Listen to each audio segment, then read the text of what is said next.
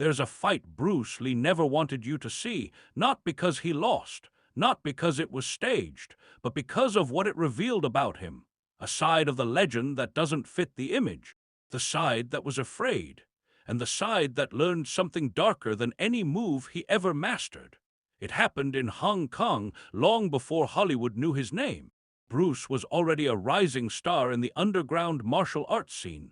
He had speed, he had precision, he had an ego the size of the harbor.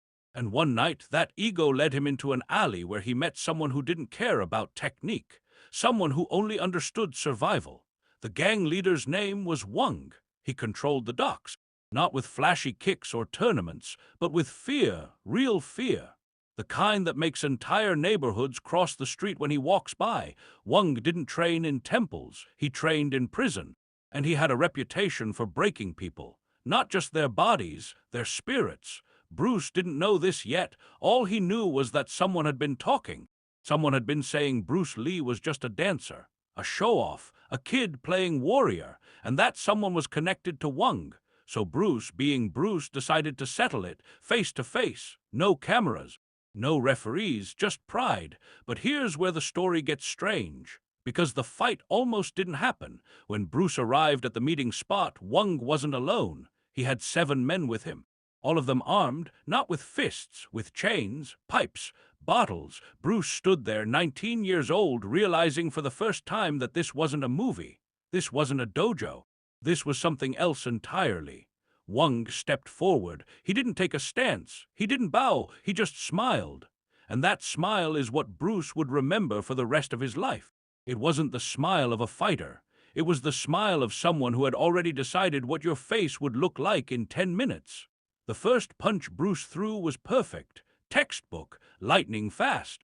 It connected, Wang's head snapped back, and then nothing. Wang didn't fall, he didn't stumble, he just looked at Bruce, still smiling.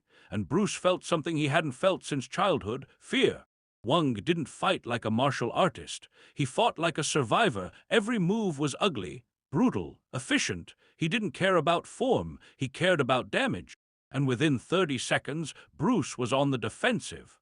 Not because he lacked skill, but because Wang didn't follow any rules Bruce had ever studied. Then came the moment that changed everything. Bruce slipped just for a second, and Wang had him, a grip around his throat, tight, personal, close enough to whisper. And what Wang said in that moment is something Bruce never shared publicly. But years later, he told his closest students. Wang said, "You fight like someone who's never lost anything." Bruce's vision started to blur. His hands clawed at Wang's arm, all that training, all those hours, and none of it mattered, because Wang wasn't trying to win a fight, he was making a point.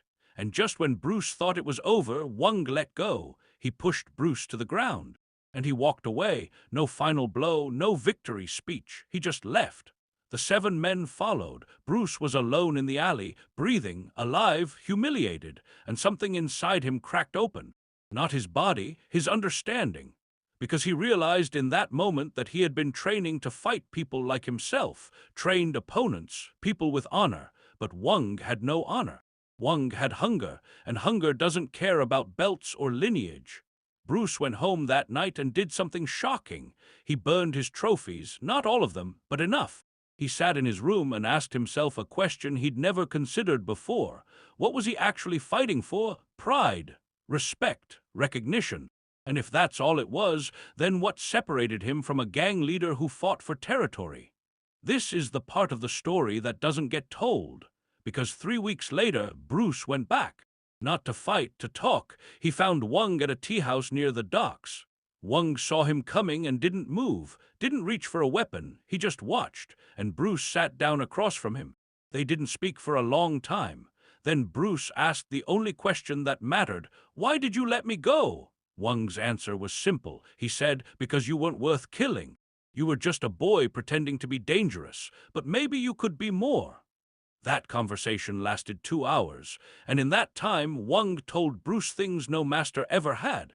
He told him about hunger, about fighting when there's no referee to stop it, about the look in a man's eyes when he knows he's about to lose everything. He told him that martial arts without humanity is just violence with a philosophy degree. Bruce left that tea house different. He didn't abandon his training, but he changed what it meant. He stopped fighting to prove he was the best. He started training to understand what it meant to have power and choose not to use it. That's where the philosophy came from. That's where Be Like Water was born, not in a temple, but in the realization that the most dangerous person in the room is often the one who doesn't need to prove it. Years later, when Bruce became famous, a reporter asked him about his toughest fight. Everyone expected him to talk about a tournament or a rival school. Instead, he said, "The toughest fight is the one that teaches you why not to fight." The reporter didn't understand, but Bruce never explained. Wang died in 1967, stabbed in a dispute over debts. Bruce heard about it while filming in Hong Kong. He attended the funeral. No cameras, no press, just him. And when someone asked why he was there, Bruce said something that still echoes.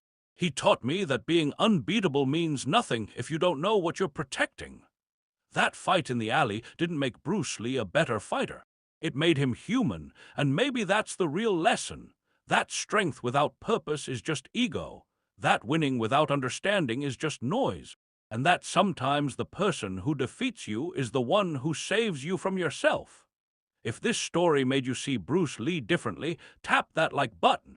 Drop a comment about a moment that humbled you. And subscribe, because next week we're